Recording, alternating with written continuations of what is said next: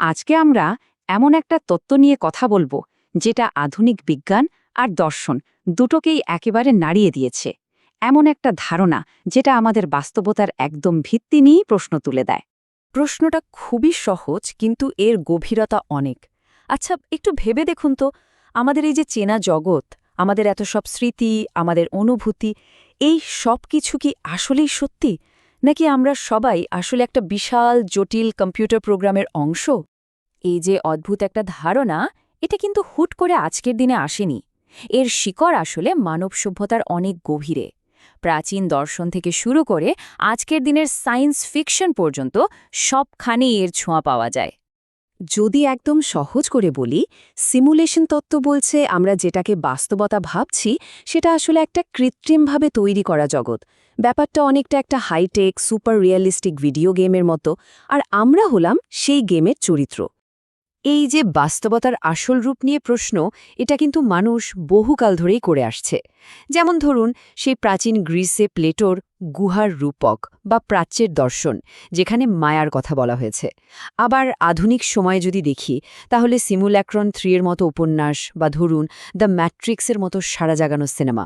ভাবনাটা কিন্তু একই, শুধু রূপটা বদলে গেছে। তো এই পুরনো দার্শনিক ভাবনাটাকে একটা শক্তপোক্ত যুক্তির ওপর দাঁড় করালেন কে? তিনি হলেন সুইডিশ দার্শনিক নিক বোস্ট্রম। বলা যেতে পারে তিনি এই তত্ত্বের আধুনিক রূপকার। 2003 সালে নিক বোস্ট্রম একটা গবেষণাপত্র প্রকাশ করলেন, আর তাতেই যেন দুনিয়া তোলপাড় হয়ে গেল। উনি কিন্তু সরাসরি বলেননি যে আমরা সিমুলেশনে আছি, বরং উনি এমন একটা যৌক্তিক কাঠামো তুলে ধরলেন যা আমাদের ভাবতে বাধ্য করে। বোস্ট্রমের পুরো যুক্তির গোড়ায় আছে একটা দারুণ আইডিয়া, যেটাকে বলা হয় সাবস্ট্রেট স্বাধীনতা। এর মানে কি? সহজ কথায়, চেতনা বা কনশিয়াসনেস যে শুধু আমাদের এই রক্তমাংসের মস্তিষ্কেই থাকতে পারে এমন কোনো কথা নেই।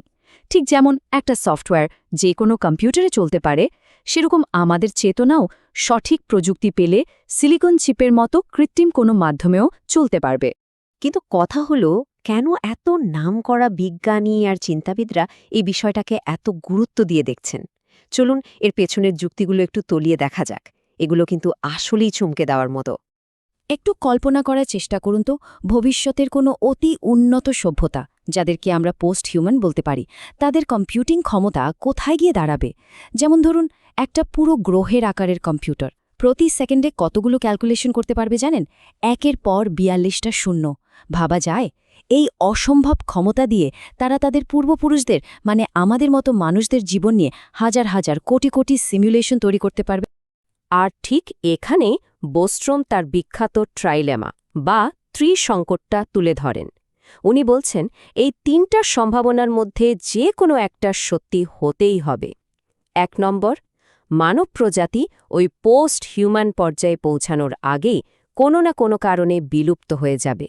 2 নম্বর, যদি তারা বিলুপ্ত নাও হয়, ওই উন্নত সভ্যতা হয়তো তাদের অতীত নিয়ে বা পূর্বপুরুষদের সিমুলেশন বানাতে আগ্রহী হবে না।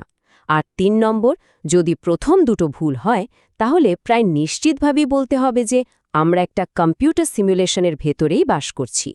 কারণ তখন আসল বাস্তবতার চেয়ে সিমুলেটেড বাস্তবতার সংখ্যাই অনেক অনেক বেশি হবে। অবশ্যই গল্পের আরেকটা পিঠও আছে। সব তত্ত্বেরই সমালোচনা থাকে, আর সিমুলেশন তত্ত্ব তার ব্যতিক্রম নয়। এর বিপক্ষে যে যুক্তিগুলো আছে সেগুলোও কিন্তু বেশ জোরালো। এই তত্ত্বের সমালোচকরা কিন্তু বেশ সোচ্চার। একজন তো বেশ কড়া ভাষাতেই বলেছেন যে সিমুলেশন তত্ত্বটা আসলে এক ধরনের নার্ড থিওলজি, মানে আধুনিক প্রযুক্তি প্রেমীরা ঈশ্বরকে সরিয়ে সেখানে নিজেদের বসাতে চাইছে। সমালোচকদের মূল আপত্তির জায়গাগুলো কি কি? প্রথমত, এই তত্ত্বটা খুব বেশি মানবকেন্দ্রিক। এটা ধরে নিচ্ছে যে ভবিষ্যতের উন্নত সভ্যতা আমাদের নিয়েই মাথা ঘামাবে, যা নাও হতে পারে।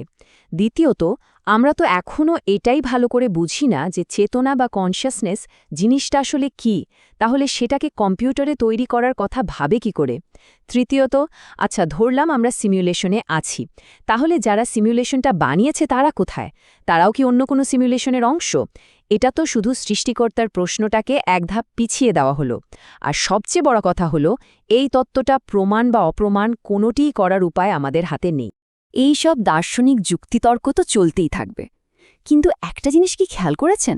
আমাদের চারপাশের প্রযুক্তিই কিন্তু এই ধারণাটাকে দিন দিন আরও বেশি বিশ্বাসযোগ্য করে তুলছে।